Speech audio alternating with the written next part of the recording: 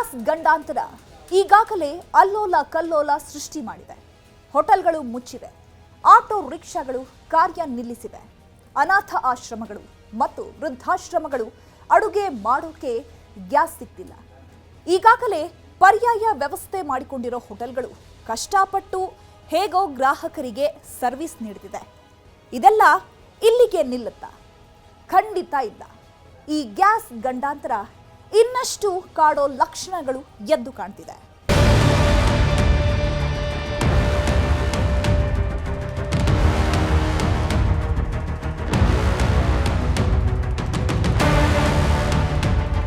ದಿನದಿಂದ ದಿನಕ್ಕೆ ಗ್ಯಾಸ್ ಸಮಸ್ಯೆ ಬ್ಯಾಕ್ ಟು ವರ್ಸ್ಟ್ ಆಗ್ತಾ ಇದೆ.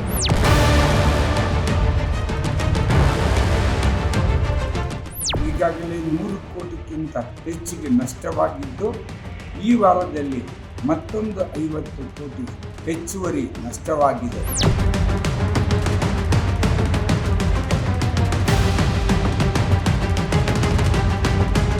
ಗ್ಯಾಸ್ ಸಮಸ್ಯೆಯಿಂದ ಬಹಳಷ್ಟು ಹೋಟೆಲ್ಗಳು ಮುಚ್ಚುವುದರ ಜೊತೆಗೆ ಅನಿವಾರ್ಯವಾಗಿ ತಿಂಡಿ ತಿನಿಸುಗಳನ್ನು ಕಡಿಮೆ ಮಾಡಿರುತ್ತಾರೆ.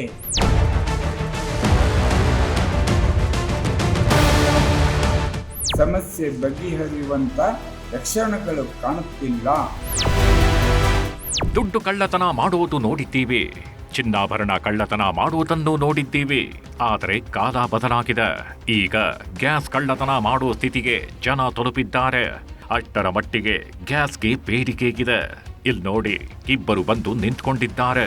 ಹೆಲ್ಮೆಟ್ ಹಾಕೊಂಡು ಸ್ಕೂಟರ್ನಲ್ಲಿ ಬಂದು ಮನೆ ಮುಂದೆ ನಿಂತ್ಕೊಂಡಿರೋ ಅವರಲ್ಲಿ ಒಬ್ಬ ಗೇಟ್ ಒಳಗೆ ಹೋಗಿ ಏನೋ ನೋಡ್ಕೊಂಡು ಬರ್ತಿದ್ದಾನೆ.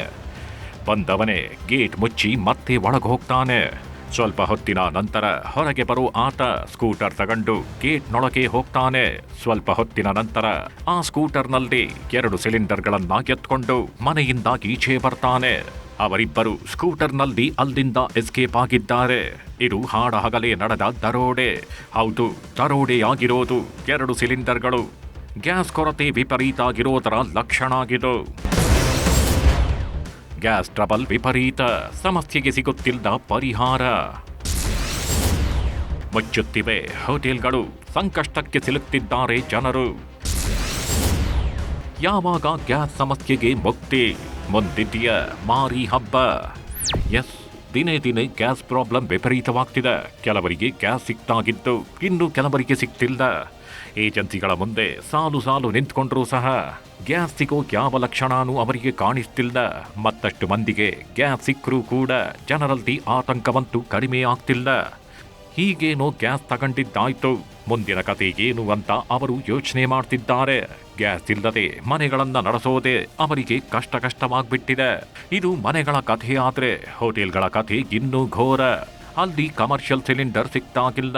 ಸಿಕ್ಕರೂ ಸಾಕಷ್ಟು ಪ್ರಮಾಣದಲ್ಲಿ ಸಿಗದೇ ಇರೋ ಕಾರಣದಿಂದ ಹೋಟೆಲ್ಗಳನ್ನ ನಡೆಸೋದಕ್ಕೆ ಸಾಧ್ಯವಾಗ್ತಾಗಿಲ್ಲ. ಬ್ಲಾಕ್ನಲ್ಲಿ ಕಮರ್ಷಿಯಲ್ ಸಿಲಿಂಡರ್ ಬೆಲೆ ಕೇಳೋಕೆ ಹೋದ್ರೆ 5-6 ಸಾವಿರ ರೂಪಾಯಿ ಕೇಳ್ತಾರಂತೆ. ಇದು ಹೋಟೆಲ್ ಮಾಲೀಕರನ್ನು ಬೆಚ್ಚಿ ಬೀಳಿಸಿದೆ. ಹೋಟೆಲ್ ನಡೆಸೋದ ಬೇಡವಾ ಅನ್ನೋ ಸಂದೇಹದಲ್ಲಿ ಅವರೆಲ್ಲಾಗಿದ್ದಾರೆ. ಬಹುತೇಕ ಹೋಟೆಲ್ಗಳು ಪರ್ಯಾಯ ವ್ಯವಸ್ಥೆ ಅಳವಡಿಕೆ ಮಾಡಿಕೊಂಡಿವೆ. ಗ್ಯಾಸ್ ಜಾಗದಲ್ಲಿ ಸೌದೆ ಒಲೆಯನ್ನ ಬಳಸೋಕೆ ಮುಂದಾಗಿವೆ. ಸೌದೆ ಒಲೆಯಲ್ಲದೆ ಅಡುಗೆ ಮಾಡೋಕೆ ಮುಂದಾಗಿದ್ದಾವೆ. ಆದರೆ ಬಹುತೇಕ ಹೋಟೆಲ್ ಸಿಬ್ಬಂದಿಗೆ ಸೌದೆ ಒಲೆಯಲ್ಲಿ ಅಡುಗೆ ಮಾಡೋಕೆ ಬರಲ್ಲ. ಸೌದೆ ಒಲೆಯಲ್ಲಿ ಅಡುಗೆ ಮಾಡೋಕೆ ಬಂದರೂ ಸಹ ಅನುಭವ ಆಗಿಲ್ಲ. ಆದ್ದರಿಂದ ಹೋಟೆಲ್ಗಳಲ್ಲಿ ಅಡುಗೆ ತಯಾರಿಸೋದು ಸವಾಲಾಗಿದೆ. ಇನ್ನು ಕೆಲವೆಡೆ ಅಡುಗೆಗಾಗಿ ಎಲೆಕ್ಟ್ರಿಕ್ ಸಾಧನಗಳನ್ನು ಉಪಯೋಗ ಮಾಡಲಾಗ್ತಿದೆ. ಬಾಯ್ಲರ್, ಇಂಡಕ್ಷನ್ ಸ್ಟವ್ ಮೂಲಕ ಹೇಗೋ ಗ್ರಾಹಕರಿಗೆ ಸರ್ವಿಸ್ ನೀಡಲಾಗ್ತಿದೆ. ಇದ್ಯಾವುದನ್ನು ಅಳವಡಿಸಿಕೊಳ್ಳೋಕಾಗದ ಹೋಟೆಲ್ಗಳು ಬಾಗಿಲು ಮುಚ್ಚಿರೋದು ಒಂದ್ ಕಡೆ ಆದ್ರೆ, ಮತ್ತೊಂದು ಕಡೆ ಮನೆಯ ಕಿಚನ್ಗೂ ಕೂಡ ಗ್ಯಾಸ್ ಸಿಲಿಂಡರ್ ಇಲ್ಲದೆ ಒದ್ದಾಡ್ತಿದ್ದಾರೆ. ಇಂಥ ಟೈಮಲ್ಲೇ ಕೆಲವರು ಕಳ್ಳತನಕ್ಕೆ ಇಳಿದಿದ್ದಾರೆ. ಅದು ಸಹ ಗ್ಯಾಸ್ ಸಿಲಿಂಡರ್ಗಳ ಕಳ್ಳತನ. ಬೆಂಗಳೂರಲ್ಲಿ 2 ಕಡೆ ಗ್ಯಾಸ್ ಸಿಲಿಂಡರ್ ಲೂಟಿ. ಎಸ್, ಗ್ಯಾಸ್ ಸಿಲಿಂಡರ್ ಸಿಗ್ತಿಲ್ಲ. ಗ್ಯಾಸ್ ಸಿಲಿಂಡರ್ ಕೊರತೆ ಯಥೇಚ್ಛವಾಗಿದ್ದು, ಆದ್ದರಿಂದಲೇ ಕೆಲವರು ಗ್ಯಾಸ್ ಕಳ್ಳತನಕ್ಕೆ ಇಳಿದಿದ್ದಾರೆ. ಯುಗಾದಿ ಹಬ್ಬದ ದಿನವೇ ಸಿಲಿಂಡರ್ಗಳ ಕಳ್ಳತನ ಮಾಡಿದ್ದಾರೆ. ಬೆಂಗಳೂರಿನ ಬೇಗೂರಿನ RC ಲೇಔಟ್ನ ಅಪಾರ್ಟ್ಮೆಂಟ್ನಲ್ಲಿ ಹೆಲ್ಮೆಟ್ ಹಾಕೊಂಡು ಬಂದಿದ್ದ 2 ಯುವಕರು ಮನೆಯೊಂದಕ್ಕೆ ನುಗ್ಗಿ 2 ಸಿಲಿಂಡರ್ ಎತ್ತೊಯ್ದಿದ್ದಾರೆ. ಯಾರಿಗೂ ಅನುಮಾನ ಬಾರದಂತೆ ಹಾಡಹಗಲೇ ಸಿಲಿಂಡರ್ ಕದ್ದು ಎಸ್ಕೇಪ್ ಆಗಿದ್ದು ಬೇಗೂರು ಪೊಲೀಸ್ ಠಾಣೆಯಲ್ಲಿ ದೂರು ದಾಖಲಿಸಲಾಗಿದೆ. ಅದೇ ಏರಿಯಾದಲ್ಲಿ ಅದೇ ಅಪಾರ್ಟ್ಮೆಂಟ್ ಹಿಂಭಾಗವು ಕೆಲ ದಿನಗಳ ಹಿಂದೆ ಗ್ಯಾಸ್ ಸಿಲಿಂಡರ್ ಕಳ್ಳತನ ನಡೆದಿದೆ. ಗ್ಯಾಸ್ ಸಿಲಿಂಡರ್ ಮಾಲೀಕರು ಬೇಗೂರು ಪೊಲೀಸ್ ಠಾಣೆಗೆ ದೂರು ನೀಡಿದ್ದಾರೆ. ಕಳ್ಳರ ಪತ್ತೆಗೆ ತನಿಖೆ ನಡೆಯುತ್ತಿದೆ. ಯಾವಾಗಲೂ ಇಲ್ಲಿ ಸಿಲಿಂಡರ್ ಕಳ್ತನ ಆಗ್ತಾನೆ ಇರುತ್ತೆ. ಹಿಂದೆ ಬಿಲ್ಡಿಂಗಲ್ಲೂ ಆಗಿದೆ, ಮುಂದೆ ಬಿಲ್ಡಿಂಗಲ್ಲೂ ಆಗಿದೆ. ನಮ್ಮ ಬಿಲ್ಡಿಂಗಲ್ಲೂ ಒಂದು ತಗೊಂಡೋಗಿದ್ದಾರೆ. 2 ತಿಂಗಳು 3 ತಿಂಗಳು ಮುಂಚೆ ಆಗಿದೆ ಸರ್. ಇದೆಲ್ಲ ಯಾವಾಗ ಹಿಂಗೆ ಹುಡುಗರು ಇಲ್ಲಿ ಆಟ ಆಡ್ತಾನೆ ಇದ್ದಾರೆ, ತಗೊಂಡು ಹೋಗ್ತಾನೆ. ಹೆಂಗೆ ಕಂಡುಹಿಡಿಯೋಕ್ಕಾಗುತ್ತೆ ನಾವು ಹೇಳಿ? ಮೊನ್ನೆ ಹಬ್ಬದ ದಿವಸ 2 ಗಂಟೆಲಿ ಏನಾಗಿದೆ ನಮ್ಮ ವಾಟ್ಸಪ್ಪಲ್ಲಿ ಫೋನಲ್ಲಿ ಕಳಿಸಿದ್ರು. ನಾವು ಅದನ್ನ ನೋಡಿದ್ವಿ ಅಷ್ಟೇ. ಮಕ್ಕಳೆಲ್ಲ ಆಟ ಆಡ್ತಾ ಇದ್ರು ಡೇ ಟೈಮಲ್ಲಿ ಈ ರೀತಿ ಮಾಡಿದ್ರೆ ಹೇಗೆ ಜನ ಹೆಂಗೆ? ಅದೇ ಜನ ಇವಾಗ ಹೆಂಗ್ ಕಂಡಿಡಿಯೋದು ಅಂತ ಗೊತ್ತಿಲ್ವಲ್ಲ ಸರ್. ಡಿಮ್ಯಾಂಡ್ ಇರೋದಕ್ಕೆ ಎಲ್ಲ ಕಳ್ತನ ಮಾಡ್ಕೊಂಡು ಹೋಗ್ತಾ ಇದ್ದಾರೆ. 2 ತಿಂಗಳು ಮುಂಚೆನೇ ಇದೇ ತರನೇ ಆಗಿದೆ. ಗ್ಯಾಸ್ ಕಳ್ಳತನ ಗ್ಯಾಸ್ ಕೊರತೆಗೆ ಇರೋ ಸಾಕ್ಷ್ಯ. ಈ ಹಿಂದೆ ಕೂಡ 2-3 ಬಾರಿ ಸಿಲಿಂಡರ್ ಕಳ್ಳತನದ ಘಟನೆಗಳು ನಡೆದಿತ್ತು ಅಂತ ಸ್ಥಳೀಯರು ಆರೋಪಿಸಿದ್ದಾರೆ. ಆದರೆ ಈಗ ಯುದ್ಧ ನಡೀತಾಗಿರೋದ್ರಿಂದ ಗ್ಯಾಸ್ ಅಭಾವ ಉಂಟಾಗಿದ್ದು ಏಕಾಏಕಿ ಹೀಗೆ ಸಿಲಿಂಡರ್ ಕಳ್ಳತನ ಮಾಡಿದ್ರೆ ಮನೆಗಳಲ್ಲಿ ಜನ ಏನಾಗಬೇಕು ಅನ್ನೋದು ಸ್ಥಳೀಯರ ಪ್ರಶ್ನೆ. ಅದೇನೇ ಇರಲಿ, ಎಲ್ಲೋ ಇರಾನ್ನಲ್ಲಿ ಯುದ್ಧ ನಡೆದರೆ ಬೆಂಗಳೂರಿನಲ್ಲಿ ಗ್ಯಾಸ್ ಅಭಾವ ಉಂಟಾಗಿ ಇಂತಹ ಕಳ್ಳತನ ಕೃತ್ಯಗಳಿಗೆ ದಾರಿ ಮಾಡಿಕೊಡುತ್ತಿದೆ. ಗ್ಯಾಸ್ ಸಿಲಿಂಡರ್ ಎಲ್ಲರಿಗೂ ಸಿಕ್ಕರೆ ಮಾತ್ರ ಕಳ್ಳತನ ಪ್ರಕರಣಗಳು ಕಡಿಮೆ ಆಗುತ್ತೆ ಅನ್ನೋದು ನಿಜ. ಗ್ಯಾಸ್ ಸಿಗ್ತಿಲ್ಲ, ಬುಕ್ ಮಾಡಿ 20 ದಿನಕ್ಕೂ ಜಾಸ್ತಿ ಆದರೂ ಸಹ ಡೆಲಿವರಿ ಆಗ್ತಾಗಿಲ್ವಂತೆ.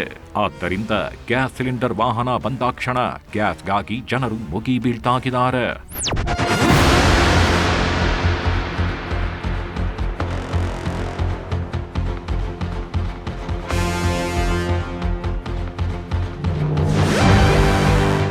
ಗೃಹ ಬಳಕೆ ಗ್ಯಾಸ್ ಸಿಲಿಂಡರ್ಗಾಗಿ ಜನರು ಒದ್ದಾಡ್ತಾಗಿದ್ದಾರೆ.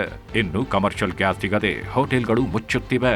ಹೋಟೆಲ್ ಸಿಬ್ಬಂದಿ ಕಂಗಾಲಾಗಿದ್ದು ಹೋಟೆಲ್ಗಳ ಮೇಲೆ ಹೇಗಿದೆ ಗೊತ್ತಾ ಗ್ಯಾಸ್ ಸಿಲಿಂಡರ್ ಕೊರತೆಯ ಪರಿಣಾಮ? ಇಲ್ಲಿದೆ ನೋಡಿ. ಕಳೆದ 10 ದಿನಗಳಿಂದ ಗ್ಯಾಸ್ ಸಿಲಿಂಡರ್ ಸಿಗದೆ ಸಂಕಷ್ಟ ಎದುರಾಗಿದೆ. ಬೆಂಗಳೂರಲ್ಲದೆ 2,000ಕ್ಕೂ ಅಧಿಕ ಹೋಟೆಲ್ಸ್ ಬಂದಾಗಿವೆ. ಕೆಲವೇ ದಿನಗಳಲ್ಲಿ ಇನ್ನಷ್ಟು ಹೋಟೆಲ್ಗಳು ಕ್ಲೋಸ್ ಆಗಲಿವೆ. ಕಳೆದ 1 ವಾರದಿಂದ ಬರೋಬ್ಬರಿ 500 ಕೋಟಿ. ಬೆಂಗಳೂರಿನ ಹೋಟೆಲ್ಗಳಿಗೆ 150 ಕೋಟಿ ನಷ್ಟವಾಗಿದೆ. ಹೋಟೆಲ್ ಉದ್ಯಮ ನಂಬಿರೋ ಸಿಬ್ಬಂದಿಗೆ ಸಂಕಷ್ಟ ಎದುರಾಗಿದೆ. ಆದ್ದರಿಂದ ಕಮರ್ಷಿಯಲ್ ಸಿಲಿಂಡರ್ ಪೂರೈಸಿ ಅಂತ ಹೋಟೆಲ್ ಮಾಲೀಕರು ಮನವಿ ಮಾಡಿದ್ದಾರೆ. ವಿದ್ಯುತ್ ಬಿಲ್ನಲ್ಲೂ ರಿಯಾಯಿತಿಗೆ ಮನವಿ ಮಾಡಿದ್ದಾರೆ. ಈ ಕುರಿತಾಗಿ ಸರ್ಕಾರಕ್ಕೆ ಹೋಟೆಲ್ ಮಾಲೀಕರ ಸಂಘ ಒತ್ತಡ ಹೇರಿದೆ. ದಿನದಿಂದ ದಿನಕ್ಕೆ ಗ್ಯಾಸ್ ಸಮಸ್ಯೆ ಬ್ಯಾಕ್ ಟು ವರ್ಸ್ಟ್ ಆಗ್ತಾ ಇದೆ. ಈಗಾಗಲೇ 100 ಕೋಟಿಗಿಂತ ಹೆಚ್ಚಿಗೆ ನಷ್ಟವಾಗಿದ್ದು ಈ ವಾರದಲ್ಲಿ ಮತ್ತೊಂದು 50 ಕೋಟಿ ಹೆಚ್ಚುವರಿ ನಷ್ಟವಾಗಿದೆ.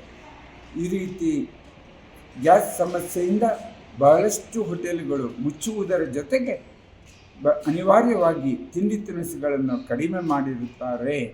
ಸಮಸ್ಯೆ ಬಗೆಹರಿಯುವಂಥ ಲಕ್ಷಣಗಳು ಕಾಣುತ್ತಿಲ್ಲ. ಆಸ್ಪತ್ರೆಯ ರೋಗಿಗಳಿಗೂ ಎಲ್ಪಿಜಿ ಸಿಲಿಂಡರ್ ಸಮಸ್ಯೆ.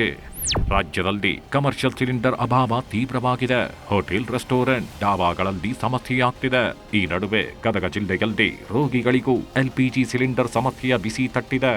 ತರಕಾರಿ ಸಂಯುಕ್ತ ಆಯುಷ್ಯ ಆಸ್ಪತ್ರೆಯಲ್ಲಿ ಸಿಲಿಂಡರ್ ಸಮಸ್ಯೆಯಿಂದಾಗಿ ರೋಗಿಗಳಿಗೆ ಊಟ ಉಪಹಾರಕ್ಕೆ ತೊಂದರೆಯಾಗಿದೆ. ರೋಗಿಗಳಿಗೆ ಪಂಚಕರ್ಮ ಚಿಕಿತ್ಸೆ ನೀಡಲು ಸಿಬ್ಬಂದಿ ಎಲೆಕ್ಟ್ರಾನಿಕ್ ಒಲೆಗಳ ಮೊರೆ ಹೋಗಿದ್ದಾರೆ.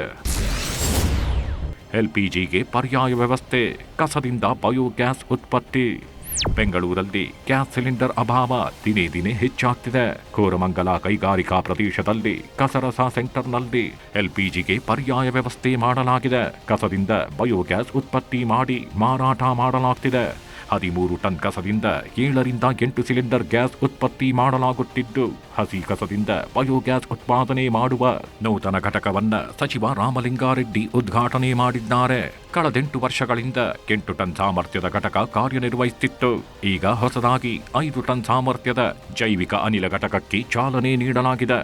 ಈ ಮೂಲಕ ನಿತ್ಯ 8 ಸಿಲಿಂಡರ್ನಷ್ಟು ಅನಿಲ ಉತ್ಪಾದನೆ ಮಾಡಿ ಹೋಟೆಲ್ಗಳಿಗೆ ಮಾರಾಟ ಮಾಡುವ ಉದ್ದೇಶ ಆಗಿದೆ ಅಂತ ಸಚಿವ ರಾಮಲಿಂಗಾರೆಡ್ಡಿ ತಿಳಿಸಿದ್ದಾರೆ. ಡಂಪಿಂಗ್ ಯಾರ್ಡ್ಗೆ ಏನು ಕಸ ಹೋಗ್ತಾ ಇದೆ ಶೇಕಡ ಅರ್ಧದಷ್ಟು ಕಮ್ಮಿ ಆಗುತ್ತೆ ವೆಟ್ ವೇಸ್ಟು. ಅದು ಡಂಪಿಂಗ್ ಯಾರ್ಡ್ಗೆ ಹೋಗೋದೇ ಇಲ್ಲ. ನಮ್ಮ ಆಯುಕ್ತರುಗಳು, ಅಡ್ಮಿನಿಸ್ಟ್ರೇಟರ್ಸು, ಕಾರ್ಪೊರೇಟರ್ಸು, ಬೇರೆ ಬೇರೆ ಶಾಸಕರು, ಬೇರೆ ಬೇರೆ ರಾಜ್ಯದವರು ಕೂಡ ಬಂದು ನೋಡ್ಕೊಂಡು ಹೋಗಿದ್ದಾರೆ. ನೋಡ್ಕೊಂಡೋಗಿ ಅವರವರ ಕ್ಷೇತ್ರದಲ್ಲಿ ಇತ್ತೀಚೆಗೆ ಮಾಡೋಕ್ಕೂ ಪ್ರಾರಂಭ ಮಾಡಿದ್ದಾರೆ. ಇದನ್ನು ಕಡ್ಡಾಯ ಮಾಡಬೇಕು ರಾಜ್ಯ ಸರ್ಕಾರ. ನಾನು ಡಿ ಕೆ ಶಿವಕುಮಾರ್ ಅವರು ಎಲ್ಲ ಕ್ಷೇತ್ರದಲ್ಲೂ ಕೂಡ ಕನಿಷ್ಠ ಒಂದು ಅಸೆಂಬ್ಲಿ ಕ್ಷೇತ್ರಕ್ಕೆ ಒಂದು 2-3 ಈ ಥರದ್ದು ಮಾಡಿದ್ರೆ ಗ್ಯಾಸು ನಮಗೆ ಸಿಗುತ್ತೆ, ಪ್ಲಸ್ ಕಸ ಉತ್ಪಾದನೆ ಮಾಡಿ ಅದನ್ನು ಡಂಪಿಂಗ್ ಯಾರ್ಡ್ ಹಾಕೋ ಬದಲು ಇದಕ್ಕೆ ಬಳಸ್ಕೋಬಹುದು. ವಾಣಿಜ್ಯ ಸಿಲಿಂಡರ್ಗಳ ಅಭಾವದ ಬಿಸಿ ಹೋಟೆಲ್ ಉದ್ಯಮಿಗಳಿಗೆ ತಟ್ಟಿದ ಬೆನ್ನಲ್ಲೇ ಬೆಂಗಳೂರು, ತಮಿಳುನಾಡು, ಮಹಾರಾಷ್ಟ್ರ ಸೇರಿದಂತೆ ಹಲವು ರಾಜ್ಯಗಳಲ್ಲಿ ರೆಸ್ಟೋರೆಂಟ್ ಮತ್ತು ಹೋಟೆಲ್ಗಳು ಕ್ಲೋಸ್ ಆಗಿವೆ. ದೊಡ್ಡ ದೊಡ್ಡ ಹೋಟೆಲ್ ಮಾಲೀಕರು ಮಾತ್ರ ತಮ್ಮ ಮಳಿಗೆಯನ್ನು ಗ್ರಾಹಕರಿಗಾಗಿ ತೆರೆದಿದ್ದು ಇದೇ ಬ್ಲಾಕ್ ಮಾರ್ಕೆಟ್ನಲ್ಲೇ ಹೆಚ್ಚಿನ ಹಣ ಕೊಟ್ಟು ಗ್ಯಾಸ್ ಬಳಕೆ ಮಾಡ್ತಿದ್ದಾರೆ. ಒಟ್ನಲ್ಲಿ ಗಲ್ಫ್ ಯುದ್ಧ ಮುಗಿಯೋ ತನಕ ಅಥವಾ ಹಾರ್ಮುಜ್ ಜಲಸಂಧಿಯಲ್ಲಿ ಅಂತಾರಾಷ್ಟ್ರೀಯ ವ್ಯಾಪಾರಿ ಹಡಗುಗಳಿಗೆ ದಾರಿ ಸಿಗೋವರೆಗೆ ಕಷ್ಟ ಮುಂದುವರಿಯಲಿದೆ. ಇನ್ನು ಕೆಲವು ದಿನ ಹೋದ್ರೆ ಗ್ಯಾಸ್ ಸಿಲಿಂಡರ್ಗಳ ಕೊರತೆ ಮತ್ತಷ್ಟು ವಿಪರೀತವಾಗಲಿದ್ದು ಮುಂದೇನಾಗತ್ತೆ ಅಂತ ಊಹೆ ಮಾಡೋದು ಕಷ್ಟ.